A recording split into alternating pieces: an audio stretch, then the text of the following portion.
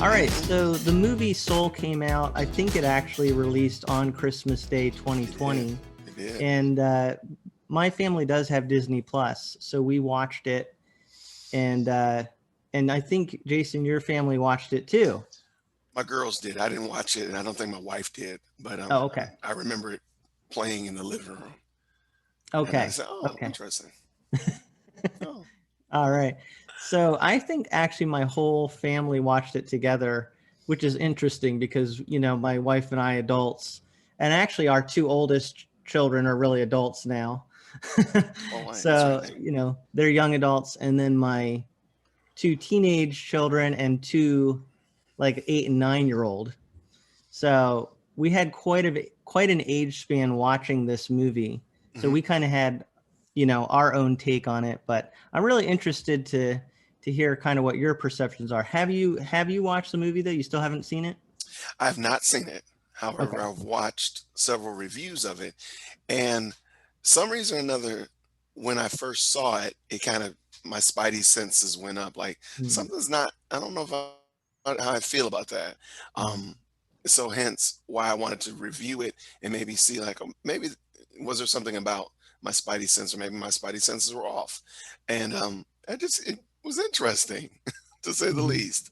Mhm. Um, and some of the themes that were laced throughout the show, I think we could talk about those. I think it'd be worth discussing. But Yeah, no, you sent me a few things in relation to the movie, and one was a pretty long video where people were mhm, discussing. I'll actually leave a link to that in the video description if people want to check out a pretty in-depth analysis that I think they were Christians, right? Who were that is kind of correct. giving, yeah, they were giving some criticism and their thoughts on it. So that was interesting. I didn't watch the whole thing. I watched like probably 20 minutes of it and got a good feel for how they felt about it. And then you also sent me this article, couple articles, but this one here is actually pretty good. It's just really someone who loves Pixar movies and was reviewing it and just felt that somehow it didn't really fully flesh out the story as well as it could have and didn't Mhm. resonate with her. And she's an adult who loves Pixar movies. And I'm kind of in the same boat. I love Pixar movies. There's certain ones that I think are absolutely classic. Okay. So yeah, I mean, I Which ones are your? What do you tell us, Frisch? What are your movie tastes? We want to hear this. Pixar. That's pretty much it. Okay. Well, there you I'm, go. I'm kidding. I like a lot of different kinds of movies. I mean, I've watched a lot of those Marvel movies, for example. Okay. I like those. I just watched a kind of a I would call it an intense drama. Even things that can be scary. I just watched something like Okay. that last night with my daughter and her boyfriend. So I mean, I do like a variety of movies. But anyway, this movie here, I do hope you'll see it. I don't know if you even like movies like this at It's not really all. my forte, but you know what? I think it might be good for me to sit down with them and let them. Well, one is going to commentate the entire movie, but I do think it's good for me to sit down and take it in, especially knowing some of the themes we've that we're going to talk about today. So Yeah, you're just gonna stop it the whole time, right? When you're uh, watching it with them, you're like, no, no, that's no, wrong. That's not no, that's not. that's the I mean, that could theologically be the totally case. off. No, I think after now reading and watching some reviews of it and some summaries of the themes, I do think I'm better equipped. I'm not that person that's like, I don't want to know, I don't want you to spoil the movie for me. Hmm. You can 100% tell me whatever happened in it. I don't Yeah. care.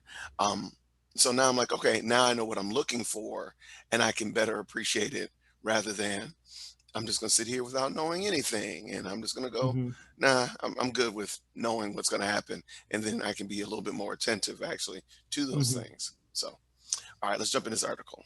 Yeah. Well, basically, this person is saying that they were really looking forward to the movie, and I think that's an important piece here. That a lot of how you perceive a movie, just like what you were talking about, you perceived it by just kind of hearing a little bit about it, your daughter's watching it. This person watched a trailer and they were really excited. They and their spouse thought, oh, this is going to be so moving. But it just, it didn't really hit home for her, is kind of what she says. And as she goes on, she really is just talking about how they didn't flesh out, especially the world that they created. And it's basically about a person who dies. That's why it's called Soul. And they go to the other world, but it's not the afterlife. It's called the Great Before. So it's really delving into spiritual things, right? Yep. Our spiritual existence. But instead of dealing with the afterlife, they're really talking about our soul and the idea of coming to earth. So that's, you know, definitely a theological idea there. So this person was basically saying that they didn't feel that the story was really fleshed out completely and explained as well as it could have been. And then there were things about the story that had to do with the earth relationships, you know, things happening in this world that they didn't take enough time with. So she was really just, I think, giving a good kind of a secular critical analysis, which I really thought, you know, that was really interesting. They did say, though, in the other article you sent me, that I think that when they develop their movies, they even let children watch them and give feedback. And so they did change. I think originally in this movie, he's kind of trying to figure out what they call his spark. Yes. And as he's actually mentoring another soul, which they call 22. That's the one, the little one you see here. So he's mentoring this soul, although it's not that simple. There's more to the story, but basically he's kind of showing her the ropes, and he's trying to get his life back. Though it is a kid-friendly movie, though it is geared toward children, it has themes in it that are really deep spiritual themes. And some of them are rather interesting. Like, for example, the idea that souls exist before they come to a human body. And when you die, you go back to mentor souls before they go back, before you can go to the great, whatever it was called. I Great thought there was a lot of Before. great before. No, it was called the great before, is where the souls are before they go back. And then I think it's called the great beyond or something. Okay. The great beyond is where this mentor soul, when he gets that mentoring, he will go to the great beyond. So they kind of transition and leave from there. I mean, and granted, those are not Christian themes at all, but also it has like a twinge of universalism in it, because basically all souls go to this place, whether they were Muslim, Buddhist, Christian, whatever. They eventually go to this great beyond, which is kind of interesting. Of course, it's not a Christian theme at all. And I think that's part of the part that that this article addresses when it talks about it. It's confusing because it's a mishmash of quite a few different ideologies and quite a few religious traditions, if you will. And actually, the specific thing that they address here is that there was a term they originally used trying to find your why rather than your spark. And that was confusing to children. I think it's a pretty philosophical movie on one level, which a lot of Pixar movies are actually.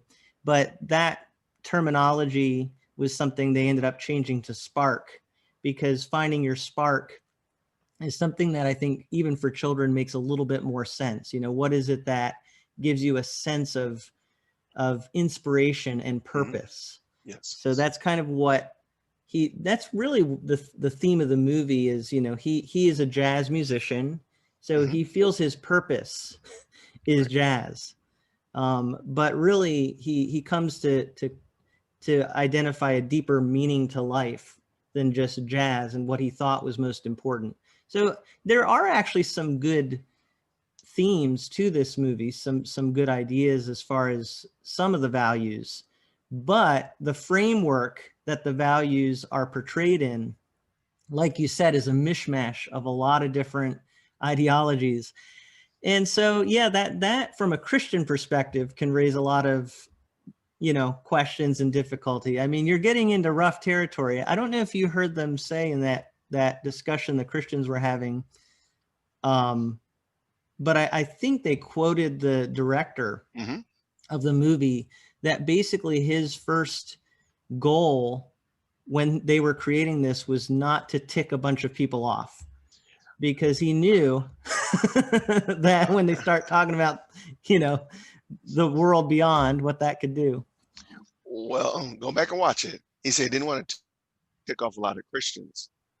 And Yeah. so he didn't want to he didn't want to make it a Christian movie. But in lieu of that, he made it, he even mentions that he pulls a little bit from this tradition, a little bit from this ideology, a little bit from here. So he takes all these other things and dumps it in there, but he doesn't dump Christ in there. I'm like, ugh. Or he doesn't make it a Christian movie. And the gentleman Yeah. professes to be a Christian. Mm-hmm. So I think that it is a little bit interesting. The review, the summary, though it is long, I felt like that one was pretty clear as relates to such a hot topic. And if parents, kind of like, well, what's going on with this? Because they mentioned also that it was confusing for adults. So it wasn't just confusing for children. Like, there were adults that were like, I don't know what I'm watching. So, and there's a reason why, like, there's so much confusion as it relates to pre-existence and, I mean, basically reincarnation in a sense, universalism. There's quite a few themes in there and by the way, none of these are Christian. So it does, in fact, lend itself to being a little bit confusing or a little bit more intricate. So this is something that jumped out to me as it relates to why this movie was such a, not only was it a draw, because it's not even that it's not well done, it's not entertaining, it's not visually appealing. Everything I've seen from Pixar seems visually appealing. Like, I totally get you. You guys got that thing on lock. But let's just talk about your theology. Let's just discuss your themes a little bit more. Because I'll give you 2 thumbs up again for everything I've seen visually. But let's go look at your theology. Yeah. Yeah, I mean, there's a lot of ways you can look at this movie, and it's interesting because this secular point of view that's being given here, this secular review, I think Yep. that's one way of looking at this movie, is just how good was the movie itself. And I would say I kind of agree with this person. I think it's actually a really good movie. It's definitely not one of their lower quality movies. Just to use an example, I think Cars 3 would be like way at the bottom of the ratings for Pixar movies. It's one that, please don't send Tim Cars 3 on DVD. Yeah, right. Please don't send it to him. The collector's edition. He's not that guy. Yeah, right. I mean, that one is just one of those where it seems like I think they were trying to continue to make money off of a franchise, Oh, yeah. more of a thing, from what I understand. But anyway, this one I would say it's pretty moving on some level, but it does kind of fall short. I agree with this person. And it maybe ties into the Christian thing. Like, it is getting into worldview things to where that almost distracts from the story they're trying to tell. I think they should have made the afterlife or the great before and beyond more of a side story, Mm-hmm. rather than a centerpiece. I know they had to develop it some, but in my opinion, I'll give you an example of a secular movie. I was actually thinking about this. It's a Wonderful Life is really a secular movie, but it does have an angel in it. But they keep that to the side. They give you a quick view, and that's not theologically correct either. But it's not the main part of the story. It's just a vehicle to tell the story. I think that's my only complaint. I don't actually necessarily mind that they came up with a fake idea for, the kind of thinking about our souls. I mean, yeah, as a Christian, I don't agree with the theology of it, but I just wish they focused more on the lessons he was learning about this life and not making such a big deal out of the next life. But I think one reason they're drawn to do that is they are very creative people. Pixar is a very creative company. Mhm. And so they love to explore crazy ideas. And I think they were drawn to that. But I do think it distracts. And so when people watch this movie, it is a little distracting when you're starting to think about, yeah, what is that really how things work? And, so it kind of doesn't make the themes resonate as deeply. That being said, one of the things that happens in the movie, I don't know if you've read this, but the 22 here, this little soul that he's talking to, she's been mentored by different people. Mm-hmm. Before she goes to Earth, she's been mentored by different people, and she doesn't want to go to Earth because of her perception of life. Right.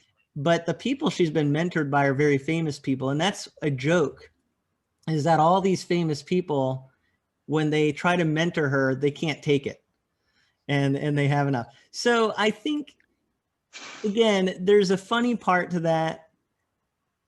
And it is talking about how we are more than just the physical being, but that's a weird thing too, because they're these people that really,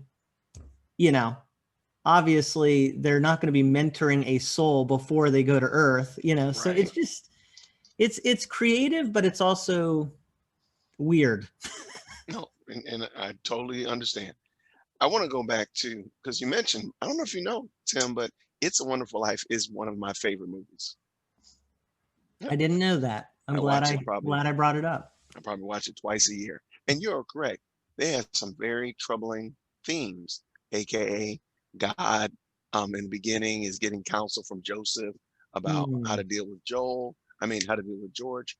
And Mhm. they go get Clarence, who's died, and he's becoming an angel, and has gotten his wings. You are correct. However, to the point that you made, that's only the beginning portion. And then when Clarence comes to Earth and George rescues him and all that kind of stuff, he talks about the fact that he's an angel and that he shows him what his life is like, would be like without him having ever been born. But again, like those are really bookends to the bigger story of this Yeah. gentleman's life. And I'm pretty sure when I watch Soul, I'll probably see like, if you push this out of the way and not discuss this, because again they get into some troubling things like the whole metaphysics and meditation to be able to get to heaven or whatever this place is, for them to get there's that mentor person, what's his name, Wind Moon or something. He's Mm. a I mean they get into some things I feel like are not just um we just put this in here for no reason, or we just needed a particular thing. Because like if you look at this picture, you see that there's a case of macaroons in the top left corner. Mm. Like they didn't, I mean, they put that on there on purpose. Macaroons are extremely popular now. My second born loves macaroons. I don't understand why. She'll probably notice that when we watch it. She'll probably even talk about, Daddy, there's macaroons right there. They're on purpose. Yeah. So I, to the point that you're making and tying it in with It's a Wonderful Life, is recognizing like the purpose of putting certain things into a movie is to push an idea or carry out a theme or develop a story. And in It's a Wonderful Life, the angel and the afterlife are really on the ends of it, rather Mm. than it being there is a little bit of mixing, but at the end of the day, it's really George Bailey's story. Um, Mm-hmm. and Mm-hmm. if I'm understanding you correctly, if they had spent more time with, I forgot the main character's name in this, Joe. Yeah, I can't remember either, to be I think his name honest. is Joe. It's Jamie Foxx's character. I know that. Yeah. I'm cheating because I can see it right there. Joe. If they had spent more time with Oh Joe yeah, Joe Gardner. in his main story over his afterlife or before life or whatever, if they had, I think they would have been better off. Because to even make a point, 22 was mentored by people. He was mentored by a Muslim, a Mm-hmm. Catholic, somebody who was an atheist. Mm-hmm. Like, and I mean, there was some strange things like, wait, None of these things go together. How's this even working? Yeah. So maybe that's why he was confused and didn't want to go back to Earth. He's like, y'all are confusing. But Hmm. yeah, that's just something I noticed. But thanks for bringing up It's a Wonderful Life. Yeah, and to speak to that point, I think that one of the reasons you find movies like this that actually in some way tie into spiritual things Mhm. to be a little bit more problematic than older movies like It's a Wonderful Life is think about when It's a Wonderful Life was made. It was made, I think, right after World War II. Yep, And a long time ago. our country had a very uh, much more biblical mindset and emphasis. And so even a movie like that, which was really a secular movie, seems a lot more Christian than this movie. I And I yeah, think what it is that movies are on some level a reflection of our culture. So very the nice. confusion you're seeing in this movie here spiritually really reflects the confusion of our culture. I like that. I like that. That's good. So I really do feel like It's a Wonderful Life is not perfect, but because the culture at the time had a respect for the Bible, had a respect for God, that actually comes out even in the movie. Because George Bailey at the end, he does actually pray. He says, I'm not a He does. praying man, but if you can hear me, I'm reaching out Give to me you. back And my the only life. one he's reaching out to, obviously, is God. Right. And so that's a lot more clear cut and actually theologically stronger than what we're seeing in this movie. But another theme that this brings up is you said before that the director, I think you said it before, he is someone who professes to be a Christian. Yep. So it is one of those questions that is hard to really know. People have different takes on it, but should a Christian director direct movies that have things that are not Christian in them, and how much should their Christianity come out in the movie? So I know you the video you sent me that the people were criticizing him quite a bit for that, mainly because he said at one point he doesn't really intend to make Christian movies. Correct. So what are your thoughts on that? I think as it relates to this movie, from everything I've read and seen so far, and I will watch the movie, everything I've seen so far, okay, it doesn't have to be a Christian movie, but Christ isn't even in the movie. So it's not even like he's one of the many choices that you put on the stage. You put a lot of choices up here. You didn't even put Christ on the as an option, from Mm-hmm. my understanding. So maybe again, it doesn't have to be, a cheesy Christian movie or something like that. On the same note, it doesn't have to be a cheesy movie. It could be a Christian movie and be really good. I don't think anybody questions Pixar's ability, and the director's ability to do an entertaining film. So why can it not be a 50-50 or a better mix? Maybe a little less metaphysical, maybe a little bit more true biblical. Why does it have to be one or the other? So I do a Christian movie or I do a completely secular movie with a whole bunch of different confusing themes. Not saying that it wouldn't be confusing, but I don't understand why it has to be both. Either or, forgive me. Why can't it be both and be a little bit more clear? Because again, going back to It's a Wonderful Life, there are ideas in there that are not biblical. And I think most people probably thought if you show it today, most people probably think it is a Christian movie. Sad to say. They probably think it. It seems practically like a full-blown Christian movie I mean, by really. today's standards. Yeah. So, but again, but it isn't. But Yeah. it does have some decent themes. And at the end of the day, it's not really confusing. Yeah. Um, even though it does have themes in it that are not Christian. Again, the idea that humans become angels and you can send them back to be the guardian angel, that's not a biblical theme at all. Mm-hmm.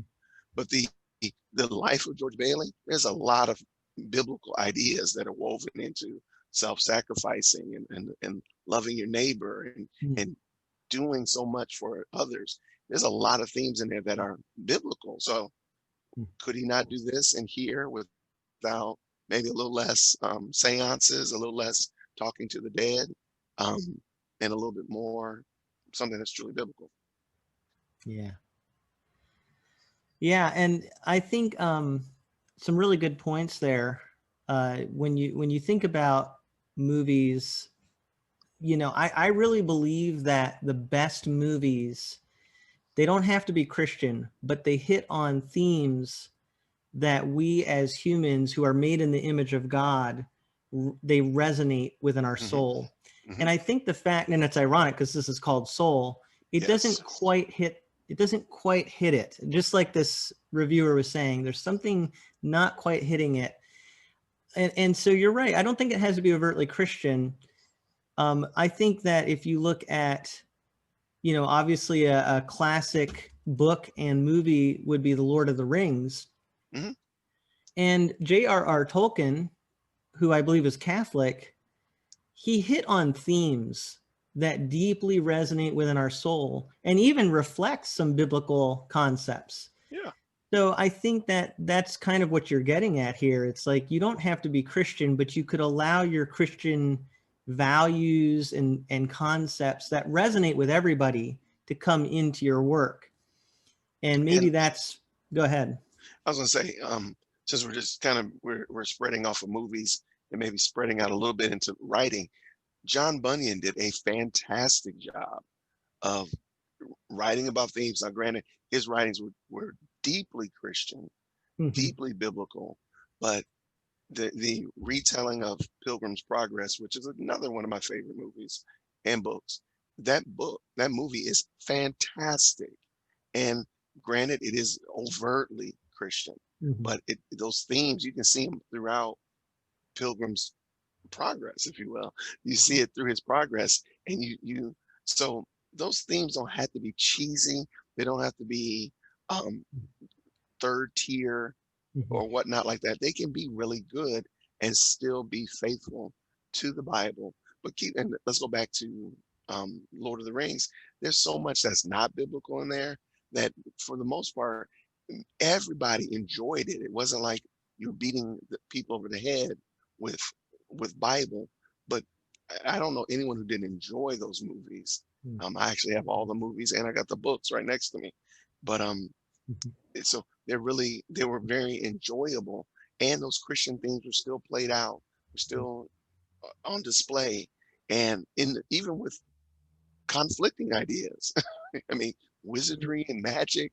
Come on. So, Mhm. and we can talk. Exactly.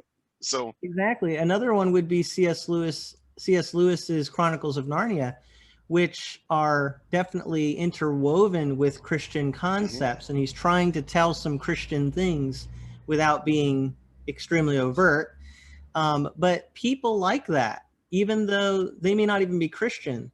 And there was a girl about 14 years ago who stayed with us as an exchange student from Vietnam, and she watched The Lion, the Witch, and the Wardrobe with us, yep. and she liked it. But she said there was one part that she wasn't sure she liked, and it was how Aslan came back from the dead.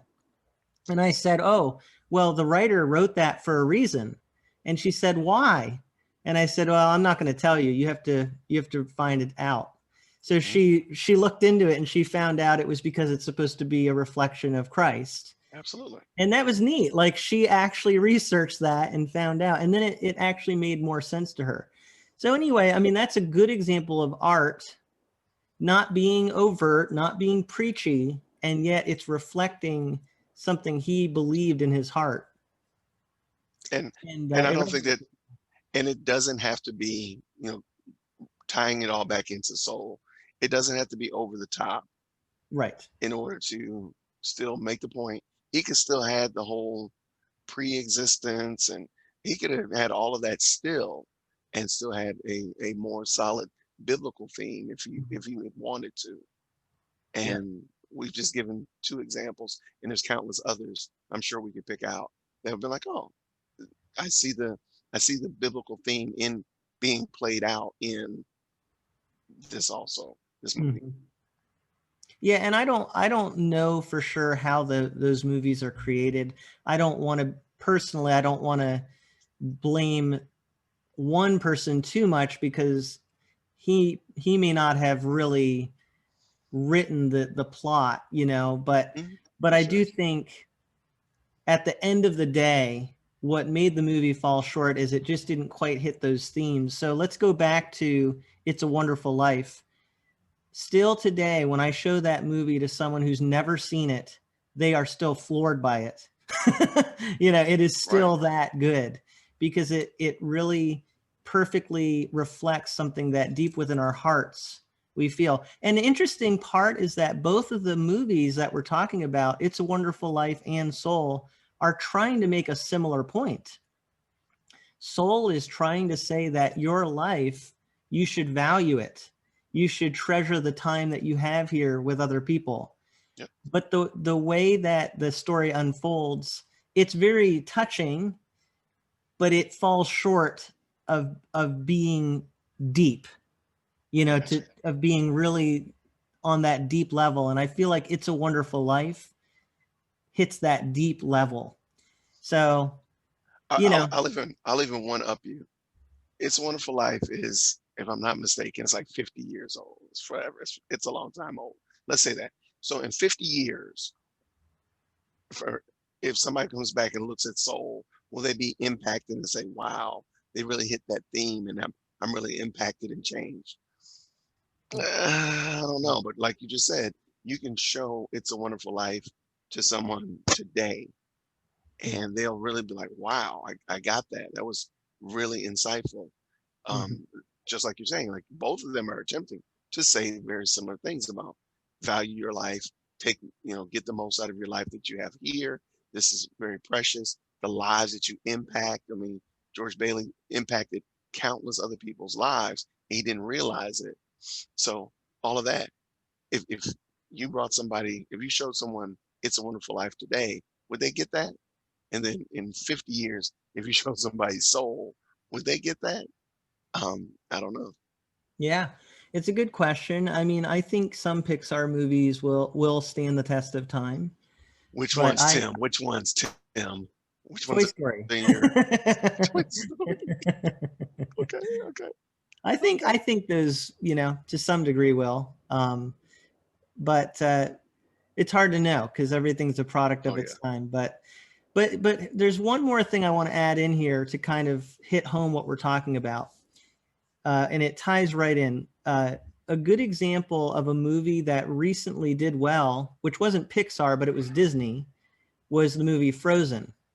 Mhm. And I know a lot of people think Frozen was popular because it had, funny characters and catchy music. And yeah, that's true. However, I would argue that what really made it a great movie that resonated so much was its plot, which was about love. And the fact that you thought it was going to be the classic surface idea of love in a Disney movie about, two people Right. falling in love, but that's not what it was about. It was about sacrificial love, about giving your life to protect someone else out of love.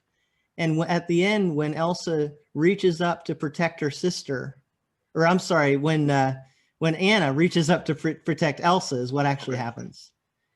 She's sacrificing herself out of love. That sounds very familiar to me. Right. That idea Okay. of sacrificing yourself. Greater love has no one than this, than to lay down his life for his friends. Nice. There's a good example, right? That's not a Christian movie, By any but means, yes. that deeply resonates within our soul. Okay.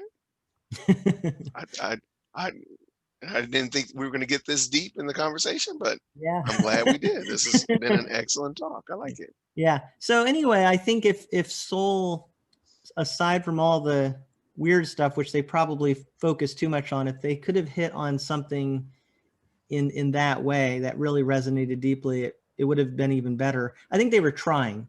And at the end of the day, not every movie is going to be a classic, right? Right. Um, it still has some good elements to it. I would say it's a very good movie.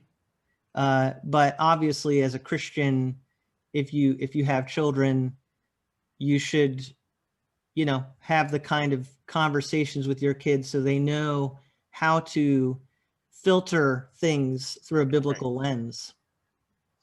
Yeah. And I think to the to bring it all around to what you said in the beginning, movies are just entertainment. Mm, Whereas, politics seems to be creeping into every small nuance and aspect of our lives. But in this regard, this is something that you choose to sit down, invest an hour and a half, 2 hours into. So you don't have to watch it. There you mm. go. And you can choose to watch it, you can choose to discard it, you can deeply analyze it, or you can just watch it for brain candy. So I think Right. this was a good um, trade-off from our usual politics and deep religious conversations to just talk about something that at the end of the day it's a choice to watch, and you can choose to watch it and just love it, or you can watch it and say what in the world, but it was a choice, and we won't even have to fight about it. That's right. I love it. Well, I would like to talk about movies again sometime, and I, I'm sure we'll talk about a lot of other things as well. But oh, thank you so much for joining me again to talk with me. hey, no problem at all. Thank you, Tim. God bless. Bless you now.